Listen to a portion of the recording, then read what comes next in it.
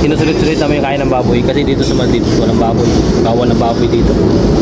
Baboy meron. Mga tao lang. Mga tao, maraming baboy dito. Yun lang.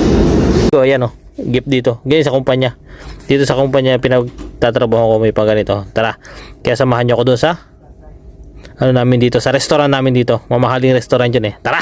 Guys, ganito ang pagkain ko pag sa mga baboy. Hindi ako kumakain ng kanin. Hinakain ko lang yung mga ulam. Para sulit. Umulan, takbo ka na naman. Guys, baboy ano. Yan o. Guys, kumuha ulit ako. Wala nang dessert.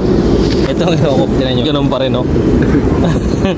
Ito, baboy yan. Pork. Parang adobo. Pagkaluto. Tapos ito, chicken. Fried chicken. Tapos meron tayong dito, side dish, guacamole.